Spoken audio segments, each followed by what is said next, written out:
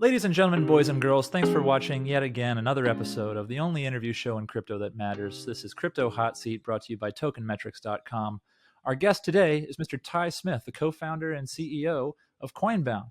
Ty, thanks for joining us on the show. Yeah, thanks for having me. Let's do this thing. Yeah, let's do this thing. So you spend quite a bit of time thinking about the intersection between crypto and marketing. And so I guess to begin with kind of a big picture question, what's the difference in marketing a crypto brand versus marketing anything else? What's special about marketing crypto? What can you do with a crypto brand that you can't do with something else? Or what can't you do that you Sure. can do elsewhere? Yeah, so the audience is for one point incredibly different and incredibly segmented in the world of crypto. We deal with a very specific demographic typically, which is widening now, but historically it's been, young male American. Um, and it kind of has this whole language behind how to communicate crypto products that doesn't really exist in other forms of marketing. Um, the industry is building these what I think and what most of us I think agree are like the future tools of the internet.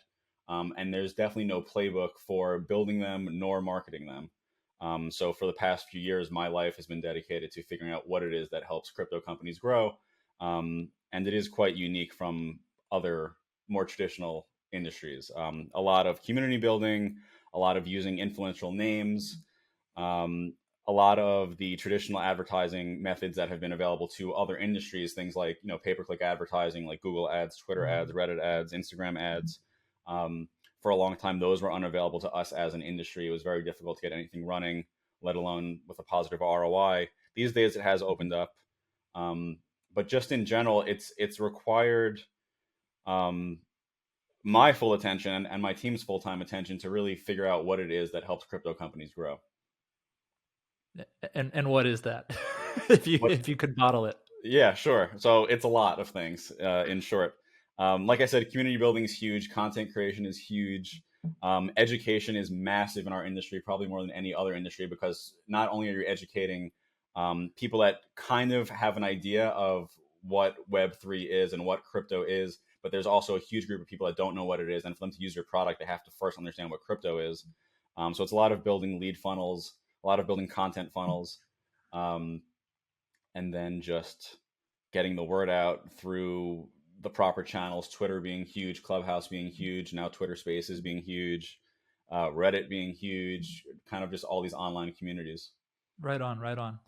Let's quickly run through a couple of Coinbound's accolades here, because you guys have some legit clients: MetaMask, eToro, Nexo, Voyager, Cosmos, Shapeshift, OKCoin. This is a who's who of crypto on some level. How did you go from being start, like, take me back to day zero? What, you have no clients? How do you go from zero to one, basically? How did you Yeah, close MetaMask, basically? a lot of hustle, a lot of networking, a lot of really trying to do anything it takes to become an expert at your craft.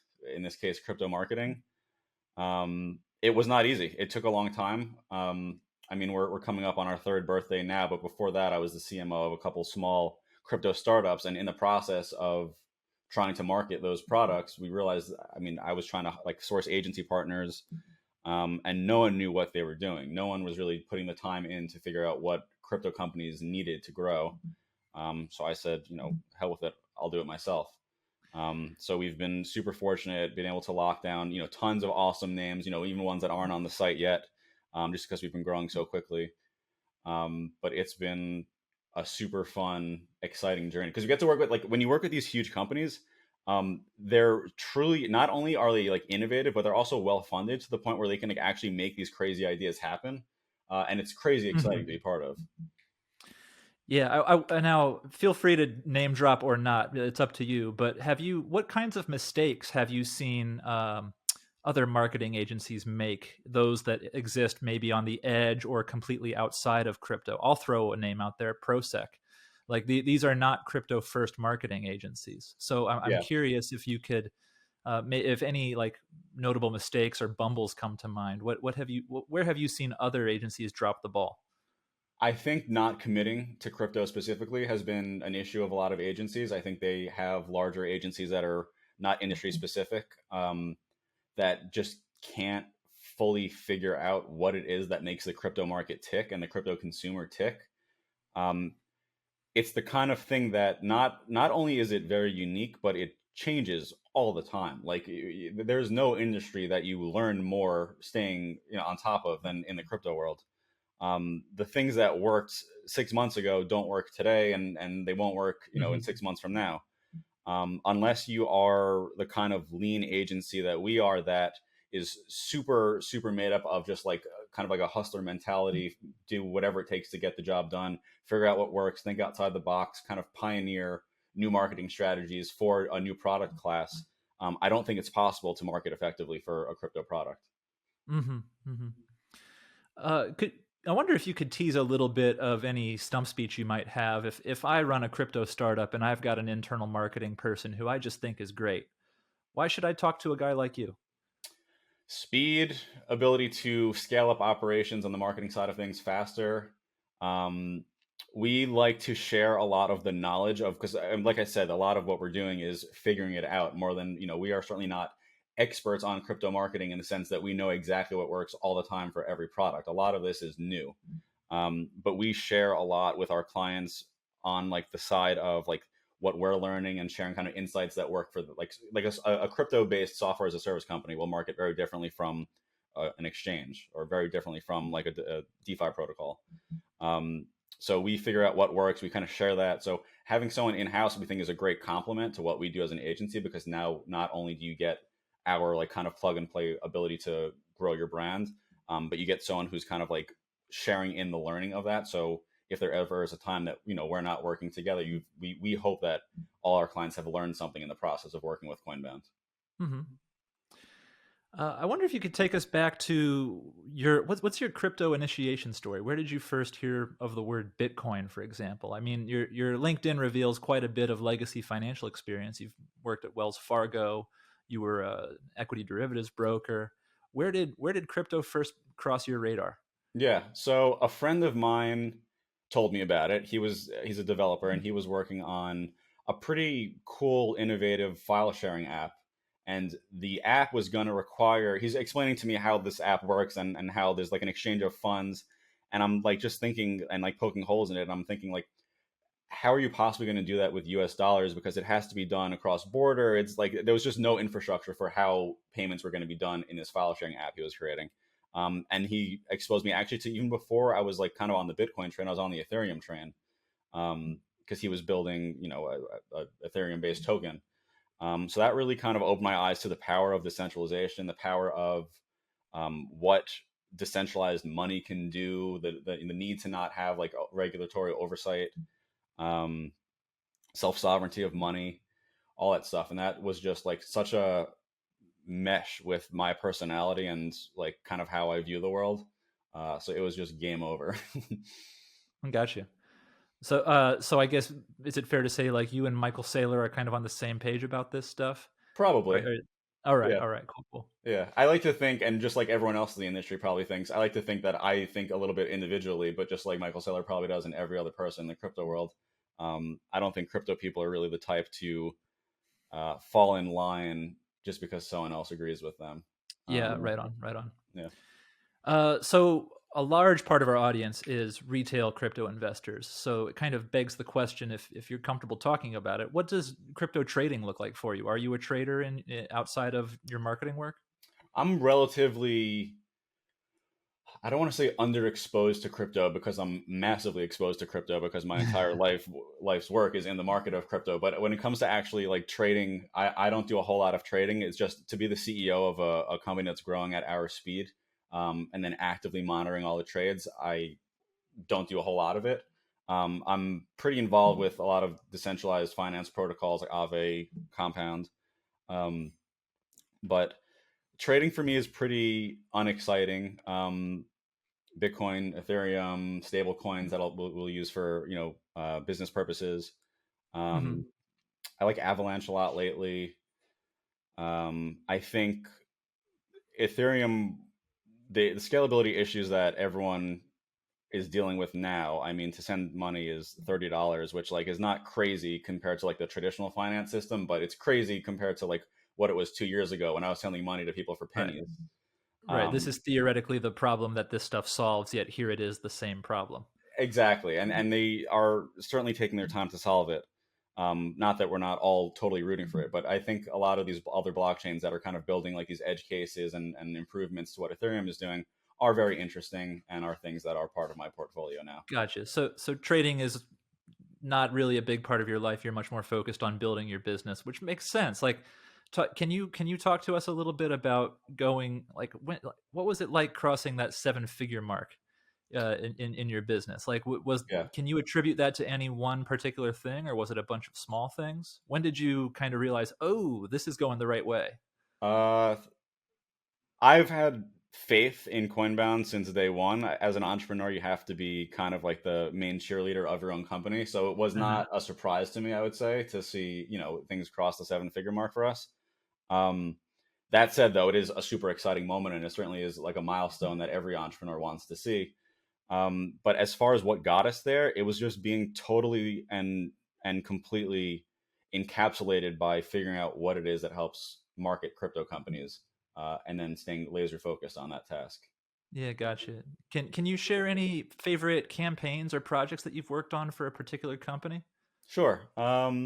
I mean, you mentioned a lot of the companies that we've worked with. Things like MetaMask is always a fun company to work with because it's a product that basically everyone in our company uses all the time. That was a fun campaign to work on. We've done a lot of interesting influencer campaigns, with YouTubers, Twitter personalities, podcasters. That's always fun because a lot of these kind of influential people in the crypto space kind of came up all together. Like we were all Mhm. at conferences together before crypto was really a thing, when we were still like kind of the crazy people on the edge of the internet trying to create fancy digital money. And to see everyone kind of finding success together and being able to collaborate with them is always something we look forward to. Cool, cool. Do you have any kind of framework for evaluating a crypto influencer? Like, how do you make sure you're not teaming up with a huckster, basically? Yeah, it's a complex question to answer. Honestly, a lot of factors go into it. A lot of what we do comes from referrals from other influencers that we have long-standing relationships with. But it's easy to fake numbers out there, and that's not a crypto problem alone. That's just influencer marketing problem in general. But we do a ton of vetting. We really dive deep into the accounts and the content. When you see an account that has 200,000 followers on Twitter and the content is just not up to snuff, it's pretty obvious. Not a great influencer to work with. There's a lot of metrics that go into Yeah, that. it sounds like it's a subjective smell test, and you've just been around long enough that you can tell when something doesn't smell right. I get you. Exactly. It's pretty easy to kind of check people out, especially if you cross reference with other people that we work with. Right on. Um, I kind of want to ask you what you think about guys like Alex Becker comes to mind, and a guy named Kale Abrahamson. He has this channel called the Kale Show that has just kind of exploded over the past few months in terms of subscribership. I don't know if you already know this guy or not, but I'd be really I curious to hear I your. don't, but that name sounds so familiar. I think it recently came across our desk, but I couldn't form a informed opinion No on it. worries, no worries. He was pushing like 10,000 subscribers 2 months ago, and now he's well over 125. And It there's sounds unrealistic, but it is possible in our industry. Content yeah, for creators sure, for in the sure. crypto world are in high demand. Cool, cool. I wonder if maybe you're comfortable talking about what's like your dream client that you haven't been able to close yet. Hmm. MetaMask was kind of a dream client in many ways, because it was one of the first crypto products that I was exposed to. Uh huh. Um, Really cool team at Consensus. Um, so I don't want to say we've closed our dream client, but like we've closed a lot of our dream clients, honestly. Um, I don't know. I come to work every day excited to see the new clients that we get. Everyone's working on stuff that's so innovative, and so exciting, and to talk with like the developers directly and hear like, because it's one thing to talk to like a marketer, because a marketer is always going to market. A Hmm. developer is like the one that's truly has a ton of passion behind why this needs to exist. So getting to talk with like those teams is really exciting. Um, Yeah, I don't know.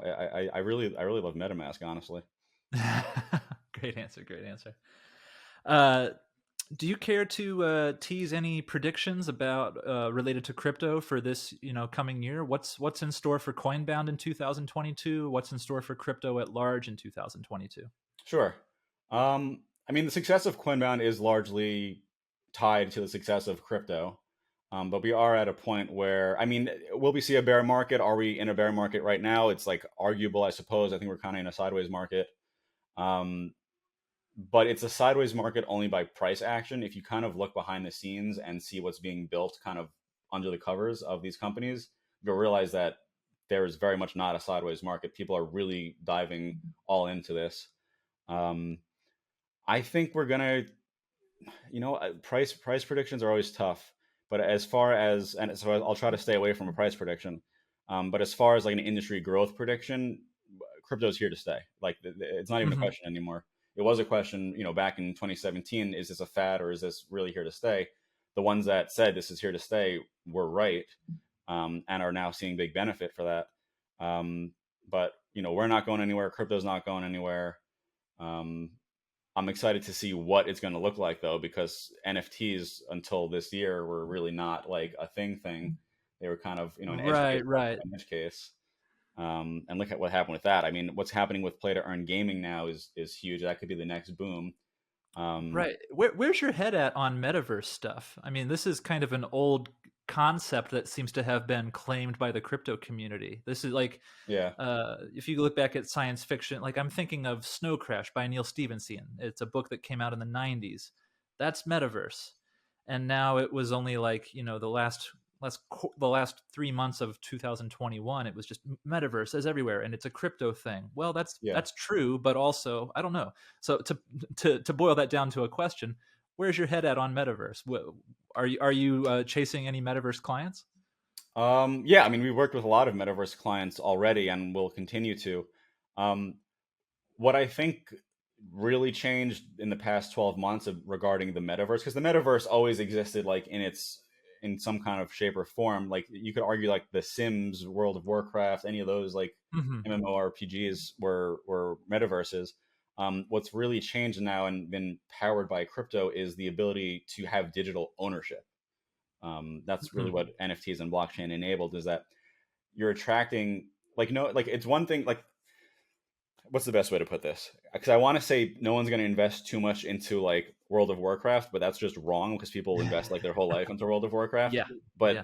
from a financial standpoint, now you have institutions that literally can go buy land in the metaverse. They could own it, they could make money off it. It's Hmm. created a defendable type of real estate online that everyone is just warming up to the idea of. So I'm super bullish on the metaverse long term, this year, next year, the next 10 years. Um, I think it's only upside for that. I think we're going to see a huge influx of digital products that exist there. Instagram earlier this week announced that they were toying with the idea of enabling in-app purchases of NFTs, as well as displaying them. I think that's interesting. I Oh think that's a wow. natural. Yeah, it's not officially announced, but it's kind of like officially teased. Gotcha, Um, gotcha.